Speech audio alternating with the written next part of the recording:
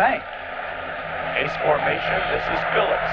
Look at those feet. They are so sweet. Phillips with a first down to the 19-yard line.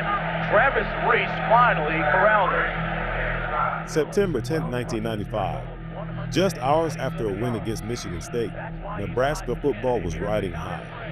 But that night, one of its brightest stars made a decision that would shadow the rest of his life.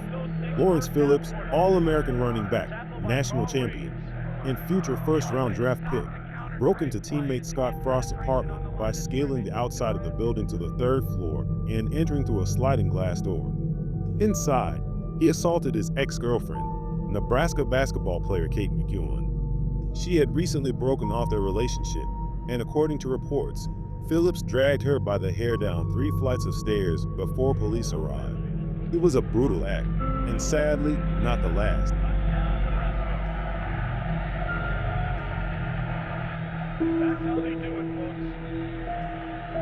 Welcome to Whistle Case, sports, true crime, and loss. Viewer discretion is advised. Born in Little Rock, Arkansas, Lawrence moved to California as a child and spent much of his early life in and out of foster homes. He had a difficult upbringing marked by instability, violence, and abandonment. Still, he found purpose and discipline in football. At West Covina High and later Baldwin Park High School, Phillips emerged as a top-tier athlete. By the time he committed to play at the University of Nebraska, he was already known as a future star. In 1994, as a sophomore, he rushed for over 1,800 yards and 16 touchdowns, helping the Cornhuskers win the national championship. Phillips was explosive on the field, powerful, fast, and nearly impossible to bring down. He rated the best of our I-backs against Oklahoma, and probably in our scrimmages and our practices since, he's performed the best, so he's going to start. It feels good just to be able to participate in the game, and now I'm starting, and I'm just happy to just be able to have this opportunity. But even then, coaches and teammates saw flashes of uncontrollable rage. In 1995, after the assault on McEwen, Phillips was suspended for 6 games and entered counseling for anger management. Nebraska head coach Tom Osborne faced massive criticism for allowing Phillips to return later that season. But Osborne defended his decision, saying football might be the only stabilizing force in the troubled player's life. Phillips returned to help Nebraska win the Fiesta Bowl and a second national title. Shortly after, he declared for the NFL draft. With the 6th pick in the first round obtained from the Redskins, the St. Louis Rams select Lawrence Phillips, running back, Nebraska. Despite his criminal record and recent probation, Phillips was drafted 6th overall by the St. Louis Rams in 1996.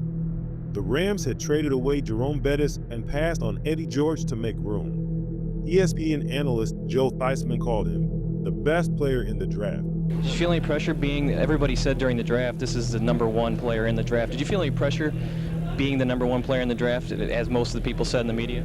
No, I didn't feel any pressure. You don't feel any pressure till the season starts and they start telling you what you have to do, and so I'll feel the pressure then, but right then I didn't feel any pressure. Right now it's just getting picked and getting adjusted to the new area that you're going to be in. Time out. Let us know what you think down in the comment section below. Be sure to like and subscribe for more content on sports, true crime, and loss. Now, back to the Whistle Case story. But Phillips struggled almost immediately. He missed practices, drank heavily, and clashed with coaches. After averaging just 3.4 yards per carry and repeatedly violating team rules, the Rams released him before the end of his second season. He briefly joined the Miami Dolphins, but was cut after just 2 games. In 1999, he signed with the San Francisco 49ers. In one game against the Arizona Cardinals, his failure to pick up a blitz resulted in a devastating hit that ended quarterback Steve Young's career. Young throws, and that's incomplete at the feet of Phillips. And down. Well, that is That season would be his last in the NFL. Phillips later admitted he didn't take the game seriously and felt lost without direction. In the early 2000s, he found a second chance in the Canadian Football League. With the Montreal Alouettes, he showed glimpses of his old talent and helped the team win the 2002 Grey Cup. But the same behavioral issues followed him. He clashed with coaches, missed team events, and was eventually released. Then, in 2005, Phillips reached a new low. After a pickup football game in Los Angeles turned into a dispute, witnesses say he argued with several teenagers. Rather than walking away, Phillips returned to his car. He got behind the wheel and drove it directly into a group of teens, striking 3 of them. The injuries were serious, and it was no accident. Authorities said it was a targeted, intentional act. Later that year, Phillips was arrested again, this time for choking his girlfriend until she lost consciousness.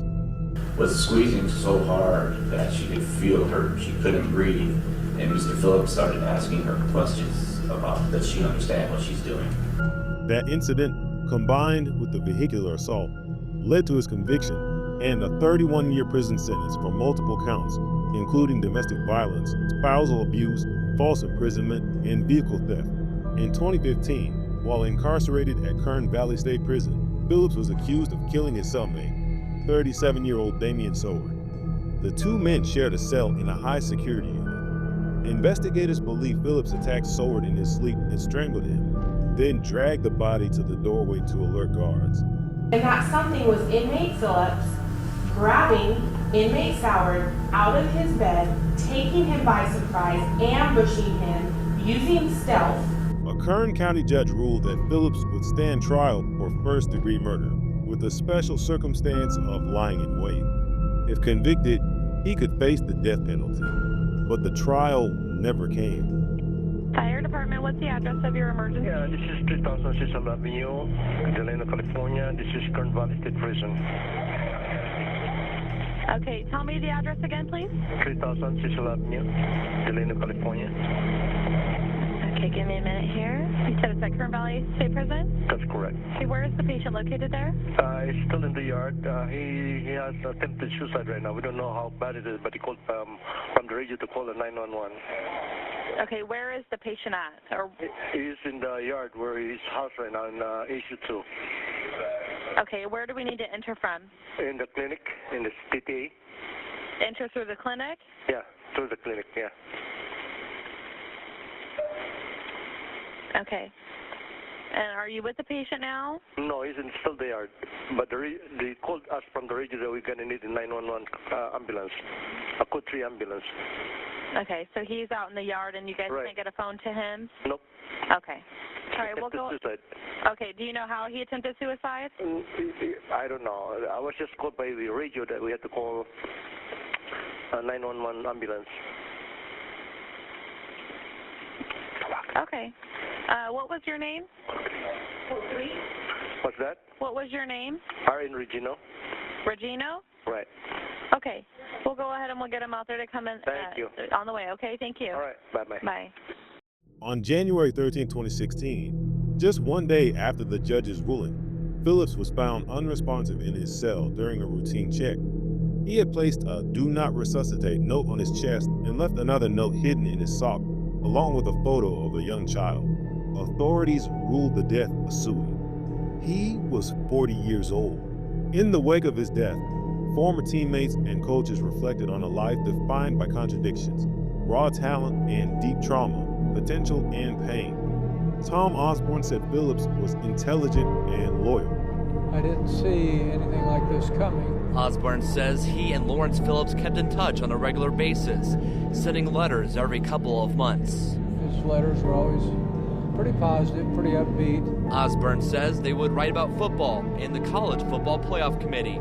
Osborne even went to see him in person. I visited him in prison a few years ago, and he said he'd read about 150 books in the past year. And so he's a pretty intellectual guy. Phillips rushed for 3,102 yards and 33 touchdowns during his Nebraska career. But off the field, the numbers told a darker story.